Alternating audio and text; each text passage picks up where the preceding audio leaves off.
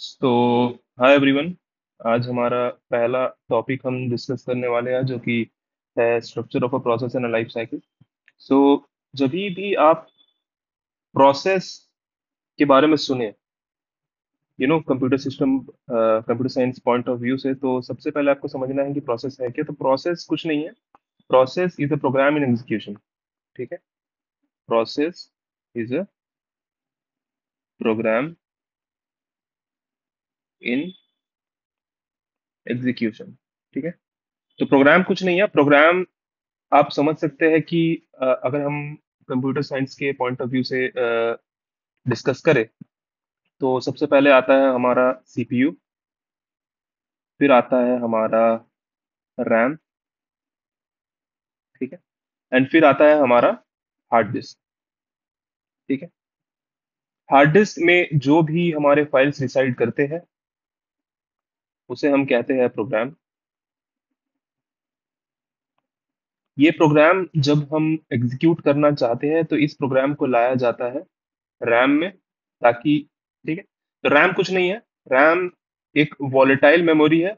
Memory दो प्रकार के होते हैं। एक होता है नॉर्मल मेमोरी, जो कि हार्ड डिस्क है, जिसमें जो भी डेटा हम रखेंगे वो लार्जर ड्यूरेशन तक सस्टेन हो सकता है और आप बचा कर रख सकते हैं। ठीक है। और वॉलेटाइल मेमोरी क्या है? वॉलेटाइल मेमोरी है जो कि फास्टर है, लेकिन आप उस डेटा को ज्यादा ड्यूरेशन तक उसमें नहीं रख सकते हैं, क्योंकि वो वॉलेटाइल है, मतलब स्टेबल नहीं है। ठीक है। तो लेकिन वो बहुत फास्ट है, जो कि हमें हेल्प करता है उस पर्टिकुलर प्रोग्राम को एग्जीक्यूट करने में। ठीक है। तो a process is nothing but a program in execution. तो प्रोग्राम को हम निकालते हैं हार्ड डिस्क से और रैम में अपलोड करते हैं। और फिर ये जो प्रोग्राम है, ये जो प्रोसेस है जो कि रैम में रिसाइड कर रहा है, ठीक है। सपोज ये प्रोग्राम कुछ ऐसा है। ये प्रोग्राम को हम डिवाइड करते हैं कुछ पेजेस में। ठीक है। Pages P1, P2, P3, P4, P5। ठीक है। ये पेजेस है। ठीक है। इस पेज को हम स्टोर करते हैं इस रैम में। ठीक है। Frame 1, frame 2, frame 3, frame 4। ठीक। तो हर एक इंडिविजुअल पेज रिसाइड करता है एक पर्टिकुलर इंडिविजुअल रैम में, रैम के फ्रेम में। ठीक। ठीक। और जब भी उस पर्टिकुलर प्रोसेस को एग्जीक्यूट करना होता है सीपीयू को, तो वो क्या करेगा? वो उस पर्टिकुलर पेज को लेके आएगा और एग्जीक्यूट करेगा जितने भी इंस्ट्रक्शन उस पर्टिकुलर पेज में एग्जिस्ट करते हैं। ठीक है। जितने भी इंस्ट्रक्शन उस पर्टिकुलर पेज में एग्जीक्यूट करते हैं। तो ये हो गया हमारा कि प्रोसेस क्या होता है और वो किस तरीके से रैम में डिसाइड करता है। अगेन ये थोड़ा high level point of view है, क्योंकि इसमें बहुत सारी टेक्निकलिटीज इन्वॉल्व है कि सीपीयू को कैसे पता कि उसे एग्जैक्टली exactly कौन सा पेज लाना है। तो अगेन उसके पास एक पेज टेबल होता है। पेज टेबल क्या होता है? पेज टेबल एसेंशियली ये बताता है कि वो पर्टिकुलर पेज उस पर्टिकुलर रैम के किस फ्रेम में प्रेजेंट है। ठीक है। वो होता है पेज, इस ये सॉर्ट ऑफ एक इंडेक्सिंग का काम करता है। ठीक है। जो हमें बताता है कि वो पेज उस पर्टिकुलर रैम में किस फ्रेम में प्रेजेंट है। ठीक है। तो ये तो हो गया हमारा थोड़ा high level point of view. अब इसमें दो जो इम्पोर्टेंट टॉपिक्स जो कि आप यूजुअली बहुत सुनेंगे अपने सॉफ्टवेयर डेवलपमेंट और सॉफ्टवेयर जर्नी में, वो है पेज फॉल्ट्स। Page faults. ठीक है। पेज फॉल्ट्स क्या होता है? अगेन ये जितने भी टॉपिक्स मैं आपको एक्सप्लेन कर रहा हूँ, ये हाई लेवल वे में एक्सप्लेन कर रहा हूँ, ताकि जब भी आप बैकएंड में या फिर सॉफ्टवेयर डेवलपमेंट में काम करें तो आपको उतने डीप में ना जाना पड़े। क्योंकि अगर स्पेसिफिकली अगर आप किसी और ब्रांच से हैं, तो आपको इतना पता होना चाहिए कि पेज फॉल्ट क्या है, प्रोग्राम कैसे रैम में रिसाइड करती है, पेजेस क्या होते हैं, सीपीयू कैसे उन पेजेस को एग्जीक्यूट करती है, हार्ड डिस्क क्या है, हार्ड डिस्क से कैसे हम डेटा फेच करते हैं और एग्जीक्यूट करते हैं। ठीक है। तो पेज फॉल्ट क्या है? पेज फॉल्ट तो जब भी हम किसी प्रोसेस को एग्जीक्यूट करना चाहते हैं, ठीक है, ये है आपका प्रोसेस। ठीक है। ये है आपका रैम। ठीक है। ये है आपका सीपीयू। ठीक। तो ये प्रोसेस सपोज करिए, अगेन आपके कंप्यूटर में हो सकता है मोर देन वन प्रोसेस हो, ठीक है। तो लेट्स से ये है प्रोसेस वन। हो सकता है पहले से कोई प्रोसेस चल रहा हो P2 and P3। Let's say ये म्यूजिक का कोई प्रोसेस है, ठीक है। ये इन आपका ब्राउजर का रिलेटेड कोई प्रोसेस है। अब सपोज करिए हमारे पास सिर्फ 3 फ्रेम्स अवेलेबल है, ठीक है। और प्रोसेस P1 में हमारे पास टोटल 4 फ्रेम्स है। तो सीपीयू क्या करेगा? सीपीयू जब भी एग्जीक्यूट होना स्टार्ट करता है तो सबसे पहले वो क्या करता है कि कुछ पेजेस को मंगाता है रैम में, ठीक है। कुछ पेजेस आकर रैम में रिसाइड किए। तो हम देख रहे हैं कि page 1, page 2, page 3 and page 4 already process किए थे, जिसे हमने बुला लिया पेज 1, पेज 2, पेज 3 पे, ठीक है। ये एग्जीक्यूट होना स्टार्ट हुआ। सपोज इन फ्यूचर हमें पेज 4 का जरूरत पड़ा, ठीक है। पेज 4 का जरूरत पड़ा, तो आप देख पा रहे होंगे कि हम P3 ऑलरेडी फिल है, ठीक है। फिर P3 में जो P3 वाले जो भी प्रोसेस है वो ऑलरेडी फिल्ड अप है। हम उस पर्टिकुलर फ्रेम्स को यूज नहीं कर सकते क्योंकि P3 प्रोसेस चल रहा है एंड P2 भी प्रोसेस चल रहा है, ठीक है। तो हम क्या करते हैं कि सपोज आप उस सीपीयू उस पर्टिकुलर कोड को एक्सेस करना चाहता है जो कि पेज P4 में है उस पर्टिकुलर प्रोसेस के। तो हमें देख रहा है कि हम हमारे पास सिर्फ 3 फ्रेम है, तो सीपीयू क्या करता है कि किसी एक पर्टिकुलर प्रोसेस को या फिर पेज को वो निकाल के रखता है, और फिर निकाल के किसी जगह रखेगा, और फिर जो पेज की उसकी रिक्वायरमेंट है वो वापस उसे यहाँ पे ले आएगा, ठीक है। अब ये काफी कॉस्टली प्रोसेस होता है, ठीक है। ये कॉस्टली प्रोसेस क्यों है? क्योंकि रैम की स्पीड्स जो होती है वो नैनो सेकेंड में होती है, और हार्ड डिस्क की जो स्पीड होती है वो होती है मिली सेकेंड में, ठीक है। नैनो सेकेंड क्या होता है? 10⁻⁹ नैनो सेकेंड होता है। मिली सेकेंड होता है 10⁻³ मिली सेकेंड होता है, ठीक है। अब आप इसमें डिफरेंस चेक करिए, डिफरेंस कितना है, ठीक है। तो ये काफी ज्यादा डिफरेंस है, ठीक है। तो जब भी हम इस पर्टिकुलर प्रोसेस को उठाकर स्वैप स्पेस में रखते हैं, तो स्वैप स्पेस क्या है? स्वैप स्पेस एक ऐसा स्पेस है जहां पर हम जो भी चीज रिक्वायर्ड नहीं होता है या फिर जो भी चीज हम रैम में रखने रख नहीं पाते हैं उसे हम थोड़ी देर के लिए स्वैप स्पेस में भेजते हैं। तो P1 थोड़ी देर के लिए स्वैप स्पेस में जाएगा एंड P4 आपके उस पर्टिकुलर फ्रेम में आकर बैठ जाएगा, और फिर सीपीयू उसे एग्जीक्यूट करना स्टार्ट करेगा। अब हमें पता है कि अगर हम ये काफी फ्रीक्वेंटली करेंगे तो ये स्वैप्स बार बार होंगे, ठीक है। ठीक है,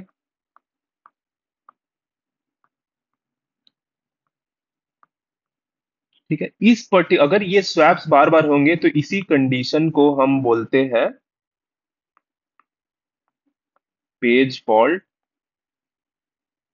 और थ्रैशिंग, ठीक है। थ्रैशिंग, थ्रैशिंग क्या है? जब आप किसी चीज को सीपीयू को रिक्वायरमेंट होती है और सीपीयू उसे लाने की कोशिश करता है अपने रैम में, और रैम में इनफ स्पेस अवेलेबल नहीं है, तो वो रैम की कुछ चीजों को किसी और जगह स्टोर करेगा ताकि उसे जो चाहिए उसके लिए स्पेस बन सके। अगर ये चीज काफी फ्रीक्वेंटली होगी तो हमारा काफी टाइम इस स्वैपिंग में लगेगा, और रैम और हार्ड डिस्क की डिफरेंस की वजह से, स्पीड की डिफरेंस की वजह से हम हमारा जो लेटेंसी है प्रोग्राम की वो काफी बढ़ जाएगी, ठीक है। Latency increases, page fault increases, latency increases. Snappiness, snappiness क्या है? कि आपको आपका प्रोग्राम कितना फास्ट या स्लो लगता है, वो घट जाएगा, ठीक है। ये है हमारा पेज फॉल्ट और थ्रैशिंग, ठीक है। तो ये तो हो गया कि आपका सीपीयू कैसे प्रोसेस को फेच करता है और रैम में स्टोर करता है, और वो फिर कैसे एग्जीक्यूट करता है उसे, ठीक है। तो इस पूरे चीज की एक पर्टिकुलर लाइफ साइकिल होती है। वो लाइफ साइकिल क्या होती है? अब हम पढ़ेंगे कि process life cycle. Process life cycle क्या है, ठीक है। तो हर एक प्रोसेस की एक लाइफ साइकिल होती है। उस लाइफ साइकिल के लिए मैं अभी एक फ्लोचार्ट बनाएगा। जैसे ये न्यू न्यू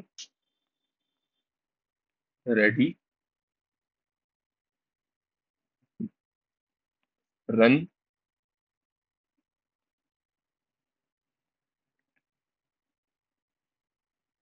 कंप्लीशन,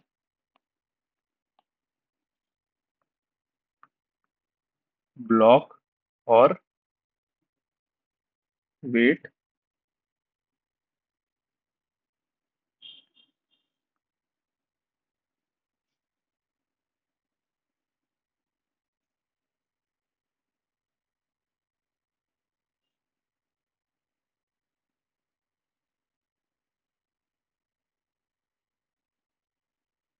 ठीक है, ये फिर यहाँ से यहाँ जाएगा, ये यहाँ से यहाँ आएगा।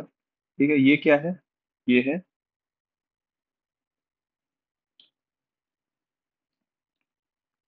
Suspend wait, suspend ready. ठीक है। हाँ, अब आप चेक करिए, ये जब भी हम न्यू स्टेट होता है तो ये एसेंशियली वो स्टेट है जहां प्रोसेस एक हार्ड डिस्क में रिसाइड कर रहा है। ठीक है। इस प्रोसेस को जब भी एग्जीक्यूट होना होता है तो ये आता है सबसे पहले रैम में। इसे कहते हैं रैम। ठीक है, रैम में आने के बाद इस प्रोसेस को हम करते हैं डिस्पैच। डिस्पैच, और आप बोल सकते हैं स्केड्यूल, स्केड्यूलिंग या डिस्पैच। तो जब भी ये प्रोसेस रैम में आता है, इस प्रोसेस को हम भेजते हैं रन में। ये रन स्टेट है एसेंशियली सीपीयू का, ये सीपीयू में अभी एग्जीक्यूट हो रहा है। ठीक। सीपीयू में एग्जीक्यूट होने के बाद फिर ये जाता है कंप्लीशन में। जब अगर ये इसकी पूरी एग्जीक्यूशन कंप्लीट हो चुका है तो ये कंप्लीट हो जाएगा, तो ये प्रोसेस फाइनली कंप्लीट हो जाएगा। ठीक है। अब ब्लॉक क्या है, और हम समझेंगे कि ये ब्लॉक, वेट और सस्पेंड रेडी का मतलब क्या है। ठीक है। देखिए, जब भी कोई प्रोसेस होती है, ठीक है, तो प्रोसेस एसेंशियली दो टाइप की होती है। एक होती है आयो बाउंड, एक होती है सीपीयू बाउंड। ठीक है। आयो बाउंड क्या है? आयो बाउंड एसेंशियली जब भी कोई प्रोसेस कोई ऐसा काम करती है जिसमें hardware reading from hard disk, writing into an hard disk, network calls, database access, ऐसे प्रकार की जितने भी टास्क होते हैं इसे हम कहते हैं आयो बाउंड। क्योंकि इस पर्टिकुलर सिचुएशन में हम किसी हार्डवेयर से इंटरेक्ट कर रहे हैं और हम सीपीयू पर लोड नहीं डाल रहे हैं, इसे कहते हैं आयो बाउंड प्रोसेस। दूसरा जो प्रोसेस होता है उसे हम कहते हैं सीपीयू बाउंड प्रोसेस। तो सीपीयू बाउंड प्रोसेस क्या है? ऐसा कोई काम जो एग्जीक्यूट करने में सीपीयू हमारे सहायक हो। तो उसमें क्या आता है? Any code that involves arithmetic operation, solving, ML inference, machine learning inference होता है अब मशीन लर्निंग मॉडल को यूज करके आप जब प्रेडिक्ट करते हैं किसी चीज को, उसे हम कहते हैं machine learning inference. Operations, ML inference, arithmetic operations हो गया। उसके बाद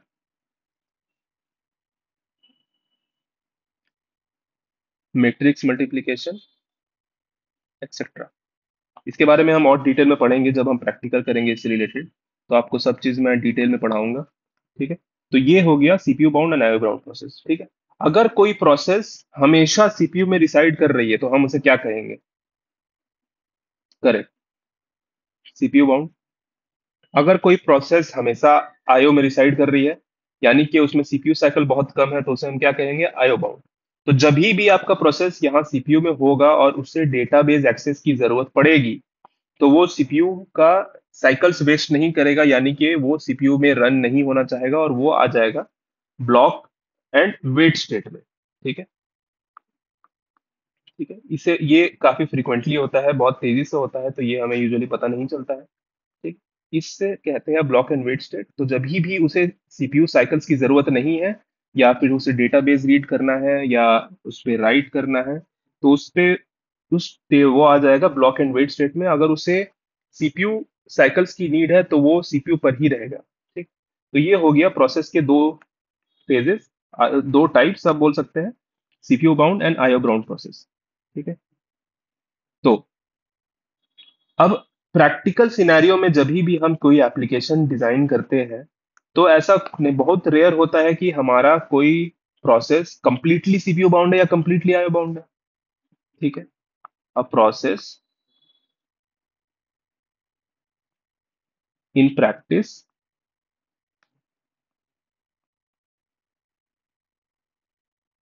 इज ए मिक्सचर ऑफ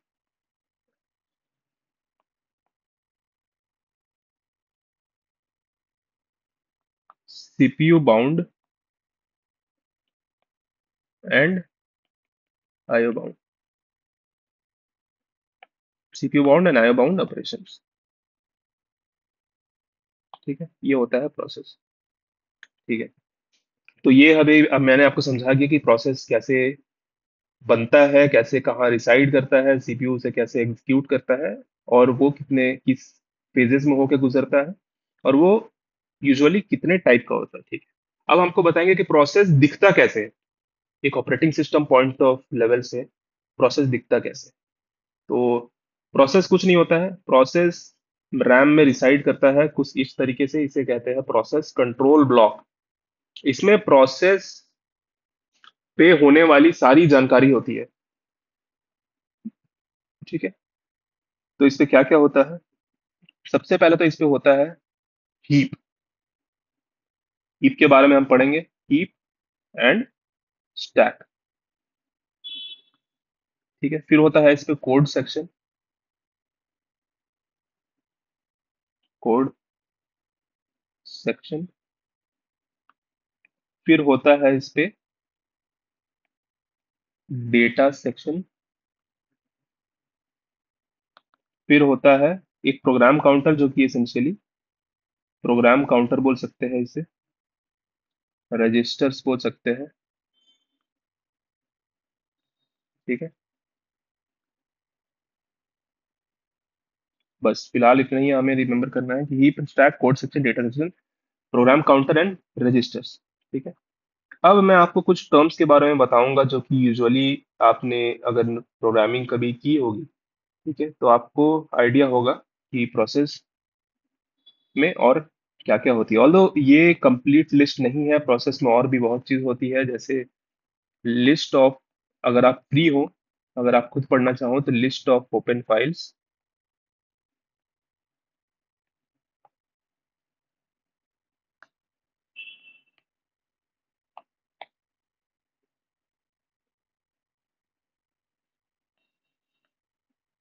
अब मैं नेक्स्ट आपको पढ़ाऊंगा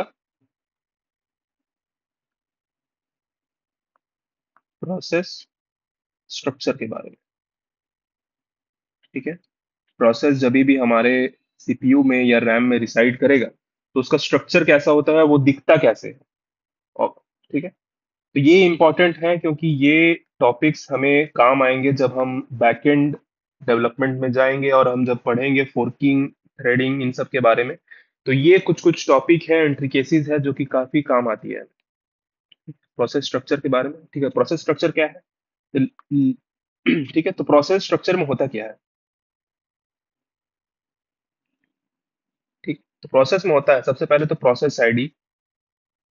ये प्रोसेस आईडी क्या होता है कि हर एक प्रोसेस जो कि सीपीयू में या फिर हमारे पीसी में एग्जिस्ट करती है, उसे वो यूनिकली आइडेंटिफाई होती है प्रोसेस आईडी से। ठीक है, प्रोसेस आईडी एक यूनिक नंबर होता है जो कि हमारा कंप्यूटर हर एक प्रोसेस को असाइन करता है। फिर होता है प्रोसेस स्टेट। फिर होता है हमारे पास प्रोसेस काउंटर,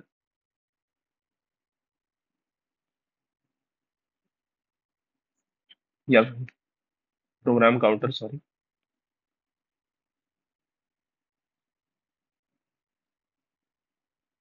फिर आता है हमारे पास सीपीयू रजिस्टर्स। ये सीपीयू रजिस्टर्स क्या है, ये रजिस्टर्स एसेंशियली वो रजिस्टर है जो कि प्रोसेस यूज कर रही है अपने एग्जीक्यूशन के लिए। फिर अब बात हमारे पास आता है सीपीयू स्केड्यूलिंग इंफॉर्मेशन, फिर हमारे पास आता है मेमोरी मैनेजमेंट इंफॉर्मेशन,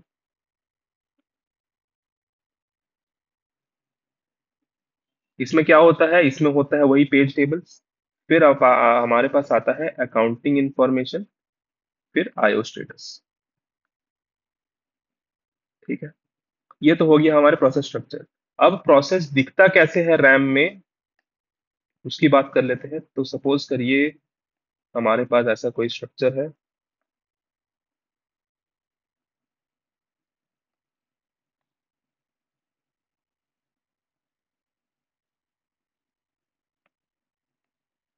ठीक है, सबसे पहले होता है हीप,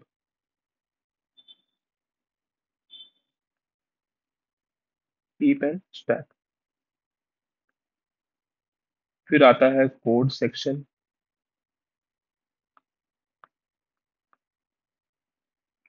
फिर आता है स्टैक सेक्शन,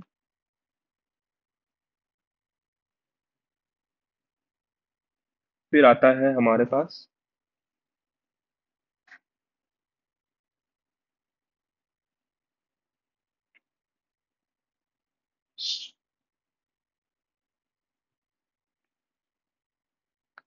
प्रोग्राम काउंटर